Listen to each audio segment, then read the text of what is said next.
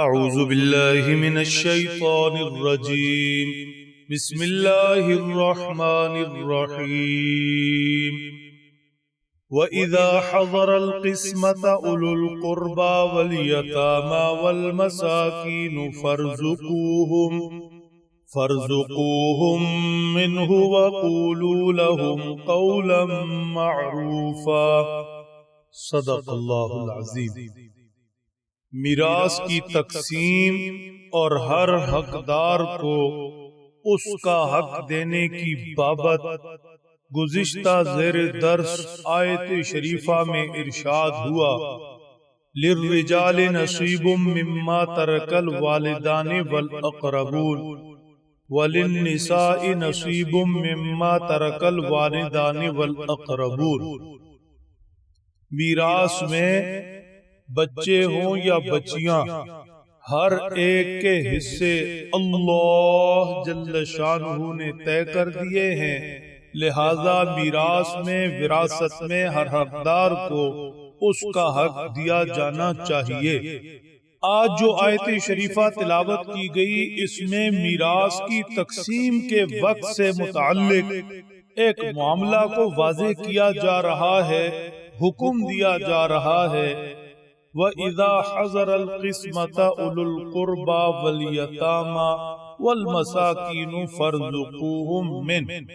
میراث کی تقسیم کے وقت کچھ ایسے رشتہ دار بھی موجود ہوئے جو رشتہ دار تو ہیں، ضرورت مند بھی ہیں، غربا، مساکین، یتیم ہیں، تاہم میراث میں سے ان کا حصہ بنتا نہیں، ان کا رشتہ ایسا نہیں ہے کہ ان کا کوئی طے شدہ حصہ ہو، لیکن حقدار ہیں، غریب ہیں، یتیم، مساکین ان میں شامل ہیں۔ تو چاہیے کہ ہر حصے دار یعنی وراثت میں جن کو حصہ مل رہا ہے وہ اپنی خوشی سے ان غربا مساکین کا خیال کرتے ہوئے اپنے حصہ میں سے بطور صدقہ انہیں کچھ نہ کچھ دے دے، ان کی دلجوئی کرے، ان کی اشک شوئی کرے۔ وہ آج ہو گئے ہیں، اب اگرچہ ان کا حصہ طے شدہ نہیں ہے، لیکن لینے والے اپنے حصے میں سے کچھ تھوڑا بہت جو توفیق ہے انہیں دے دے۔ یہ بھی تو سوچیں کہ وراثت میں سے جس کو جو حصہ مل رہا ہے اس کی کمائی تھوڑی ہے، یہ تو اللہ نے وراثت میں جو حصے طے کیے، اللہ کے طے کرنے سے اسے مال مل رہا ہے۔ یہ مال محض عطائے الہی ہے، اللہ کا دیا ہوا ہے، لہذا یہ دل میں وسعت پیدا کرے۔ انہیں تھوڑا ملا یا زیادہ ملا، یہ اپنے حصہ میں سے کچھ نہ کچھ دوسروں کو دے دیں۔ ایسے ہی کسانوں کو حکم دیا گیا کُلُوا مِن ثَمَرِهِ اِذَا أَثْمَرَ وَآتُوا حَقَّهُ يَوْمَ حَصَادِهِ۔ کھیتی کاٹی، اس موقع پر کچھ لوگ آ گئے، غربا، مساکین، ایک امید آس لے کر، تو ان کا کھیت میں حصہ تو نہیں ہے، زمیندار کو چاہیے کہ انہیں کچھ نہ کچھ دے دے، ان کی دلجوئی کر دے۔ اللہ نے جو اسے دیا ہے تو اللہ کے دیے میں سے اللہ کے بندوں کو کچھ دے دے تو اللہ راضی ہوں گے، اور اس کے پاس جو مال موجود ہے اس میں بھی برکت ہوگی۔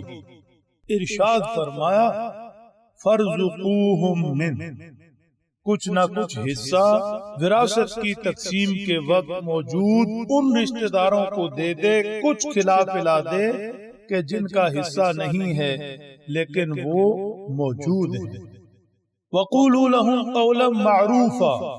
وراثت کی تقسیم کے وقت موجود وہ رشتہ دار جن کا طے شدہ حصہ نہیں، پھر بھی اصرار کرتے ہیں کہ ہمیں بھی ہمارا حصہ چاہیے، باہر صورت چاہیے، تو پھر انہیں بھلے طریقے سے ڈیل کرے، بات سلیقے سے کرے، انہیں جھڑکے نہیں، ڈانٹے نہیں، جب جھڑکنا ڈانٹنا نہیں تو مار پیٹ یا اس سے آگے کی بات یہ تو بالکل بھی نہیں۔ بھلے طریقے سے بات کی جائے، انہیں سمجھایا جائے کہ دیکھو تمہارا شرعی ضابطے کے مطابق کوئی حصہ نہیں ہے، یہ تقسیم ہے حصے داروں کے لیے۔ ہاں ہم تمہارا خیال کریں گے اور تمہیں بھی بالکل محروم نہیں کریں گے۔ وراثت تقسیم ہو جائے تو حصے دار اپنے حصے سے تمہیں کچھ نہ کچھ دیں گے۔ یاد رہے کہ حصے داروں میں سے ہر ایک اپنی خوشی سے جو دے سو دے۔ اگر کسی یتیم کا حصہ بنتا ہے اور یتیم کا کفیل سرپرست یتیم کا حصہ لے لیتا ہے تو اس نابالغ یتیم کے حصے میں سے کوئی چیز کسی مانگنے والے کو، ضرورت مند کو مت دے، یہ اس کے پاس امانت ہے۔ جب تک یتیم بالغ سمجھدار نہیں ہو جاتا اس کے مال میں کوئی ایسا تصرف نہ کرے۔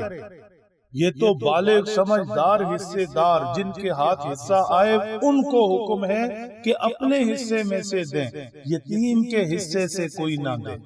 یتیم کے مال کو یوں محفوظ کیا گیا جب تک وہ بالغ سمجھدار ہو کر اپنے ہاتھ سے کسی کو کچھ نہیں دیتا، کوئی اس کی طرف سے مت دے۔ یہ یتیم پر اللہ کی مہربانی اور خاص شفقت ہے۔ اللہ سمجھ دیں، عمل کی توفیق بخشے۔